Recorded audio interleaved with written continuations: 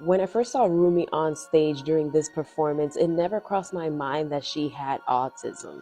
All I saw was a 7-year-old girl having fun because it's her first time being excited on a stage with her mom and her sister. But once I started seeing people's takes, and I had to look at the video again, and I can see why people might say that she might be on the spectrum. But y'all, who cares if she is or if she's not? We've literally never seen her on stage. She often doesn't even come out. She's a child. She's trying to just be excited for her mom, for herself. I mean, being in front of all of these people. And let's talk about the poise of Blue Ivy, just literally being her sister's keeper. You know, I haven't always been a fan of Beyonce, but as I see her daughters and children, I really start to like Beyonce more because I really do think that she's doing an incredible job raising her children. What should have been a sweet moment between Beyonce and her daughter Rumi has devolved into mayhem, and to be honest, it speaks more about the internet than it does about that young child. During her protective performance, Beyonce brought out her daughter Rumi Carter, who was in full Cowboy Carter mode.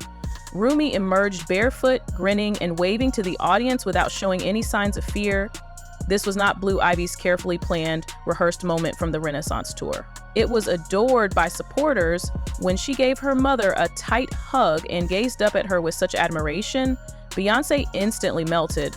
It brought tears to the eyes of many onlookers.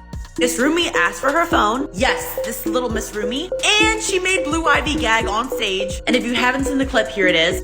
Okay, so you'll see Rumi here. She's talking to someone. And then towards the end, watch Rumi and Blue Ivy. So it's choreographed, and then here, watch. Did you see Blue Ivy's face? Her face? All right, watch. There. And then a lot of people are saying that they've never heard Rumi talk, and here's a clip of her talking. All right, here she is. I think this is like from a couple years ago with her dad and grandma. She said, I need my phone. Get her phone. Listen. She talks. So when Blue made that face on stage, people are saying Blue contemplated if she wants to renew Ruby's contract for the next tour because Blue is a manager. Someone said she licked her arm. I did not see it. I watched it like 5 times, didn't see it. This is Rumi's world. We are just in it. True. Blue is stressed. It looks like Rumi licked her arm and she was shocked. I didn't see the lick. Blue gonna request that Rumi take some PTO days. Beyonce has rarely shown the twins to the public because she is so protective of them. Thus, it meant something to see her freely express herself on stage. It allowed fans to see a side of Beyonce that she rarely shows. But the reason Beyonce has kept those twins out of the spotlight for so long was made clear to her by haters. The tone changed as soon as videos appeared on social media. The same video that had people cheering and applauding abruptly became a fertile ground for cruelty and conjecture. People began diagnosing Rumi based on her hand gestures, her wave, her excitement, and her movements. She's definitely on the spectrum. One of the classic signs of autism is her flapping her hands. It's not right. We have never seen them because Beyoncé is aware of this. What started as a 7-year-old displaying happiness turned into fodder for internet experts eager to label. People dragged her brother, Sir, into it. Some comments even went so far as to say, if Rumi's is like this, Sir must be worse. That's why he never shows up. To be clear, these are children, not just any kids. Beyonce and Jay-Z have taken deliberate precautions to shield themselves from this type of behavior. It is extremely disrespectful to think that someone has the right to make assumptions about a child's medical or developmental status without any concrete evidence. In addition to criticizing their behavior, the internet turned what should have been a wonderful family moment into a spectacle, forgetting that it was someone's daughter and not content. In an instant, what ought to have been a moment of pride for a mother became a full-fledged social media circus. She's so cute. Oh my god, Rumi Carter is never beating the autism allegations. Because she can't. Because she quite literally can't. That's kind of the point. Here's a little crash course in eugenics, anti-blackness, and ableism. What a lot of people don't know about ableism is that it doesn't just apply to disabled people. In fact, you don't have to have a diagnosis at all or a disability at all in order for ableism to impact you. That's kind of the point.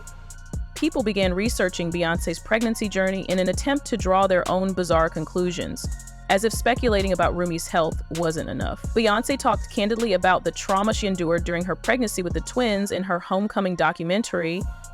After developing toxemia and preeclampsia, she had to have an emergency C-section. This was a high-stress, high-risk scenario.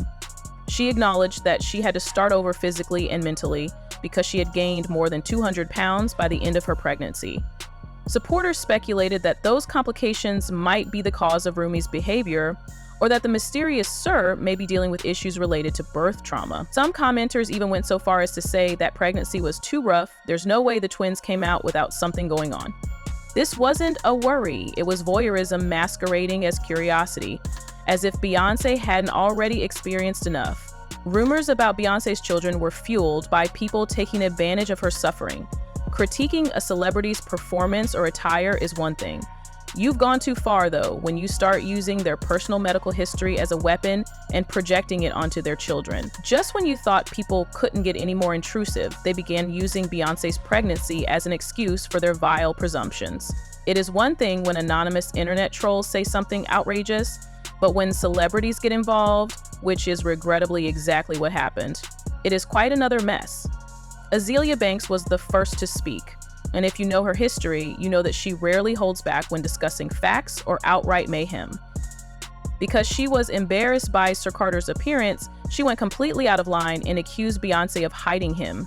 In addition to being insensitive, her remarks were also callous and unfounded.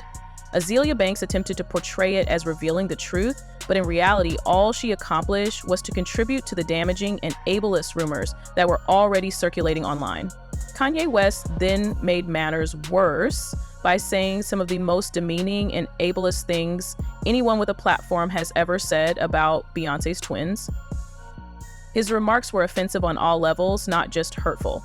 He made fun of how kids moved, implied mental or developmental problems, and took advantage of the situation to portray himself as a cultural prophet. Although Kanye has previously exploited someone's children to gain attention, this time he went too far. Now, it's not just fans who are going too far, celebrities are also weighing in, and believe me, things are becoming ugly. If this all sounds a bit too familiar, that's because it is. Recall how Blue Ivy used to access the internet as a toddler? Everything about her, including her hair, clothes, and facial expressions, was scrutinized. People were brutal. And now it is taking place once more. This time, Rumi, she was initially beaming. Her onstage glow was pure happiness as she hugged her mother, waved her hands, and took it all in. However, fans noticed a change in her behavior during subsequent performances. She kept her arms closer to her body and stopped waving as freely. The initial confidence began to wane. Nobody is claiming that Jay-Z or Beyoncé spoke to her at this point. However, children are sensitive to energy, and Rumi is old enough to notice comments, hear whispers, and sense changes in the atmosphere around her. It seems like the sparkle she had when she first appeared has faded. People tend to overlook the harm that such attention can do to a child. Rumi just wanted to be on stage with her mother. She didn't ask to be analyzed or to become a trending topic. You guys suddenly dimmed a little black girl's light again, and now she's receiving the same toxic attention as her sister, if not more. Beyoncé, as you are aware, rarely speaks out directly. Instead, she prefers to move gracefully and let her art do the talking. However, people familiar with the matter claim she is furious with the way things turned out. Rumor has it that Beyoncé regrets allowing Rumi to perform at all, not because of Rumi's actions, but rather because the world didn't deserve that opportunity. Social media snatched up a precious private moment between a mother and daughter, but here's the twist. Beyoncé isn't taking it well. Her actions speak louder than words, even though she may not be tweeting. After the backlash, people noticed that she had pulled Rumi from a few shows. She has since tightened her circle around her family and fans, and they aren't keeping quiet either. The Beehive has been denouncing the brutality, ableism, and outright bullying that resulted from adults passing judgment on a child. Rather than celebrating the twins' happiness and health, people are reminding everyone that Beyoncé almost died while giving birth to them. People attempted to make the story look bad, but Queen Bey is done being polite. She is speaking with her behavior, and you are all aware of it. Since there is more to this than Rumi, let's take a step back. What we're witnessing here is the internet's constant criticism of Black children, particularly when they exhibit emotion. joy, or anything unconventional. Black children are expected to be quiet, peaceful, and well-behaved, virtually flawless, due to a strange double standard.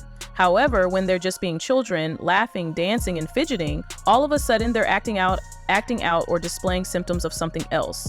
We've observed a pattern in public spaces, schools, and now on international platforms. Children like Rumi are immediately pathologized for being expressive, and it's not just hurtful, it's harmful. People are quick to label Black children who move differently, smile for extended periods of time, or act too excited.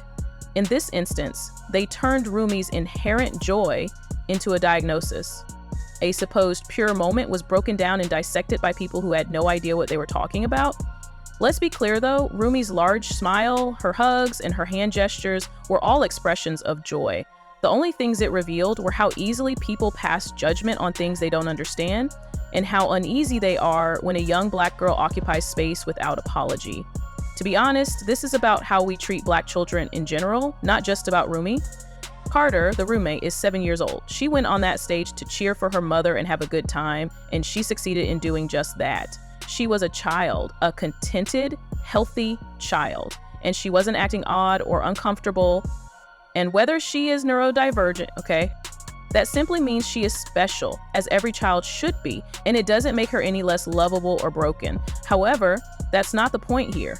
Rather, people must stop projecting their own prejudices, ignorance, and anxieties onto kids. They must stop transforming joy into a problem to be solved and innocence into content. This is the result of our failure to remember that children are forbidden and that Black children should be protected, honored, and at peace. The next time a kid like Rumi dances a little too freely or smiles a little too broadly, let them be, because that happiness is something that should be preserved. In the end, it is the haters who should feel ashamed, not Beyonce. I'm giving it to you now. Do you believe that Beyonce will continue to support her daughter's right to shine no matter what? Or will she permanently ban Rumi from the stage? If you're riding with Beyonce, share your thoughts in the comments section.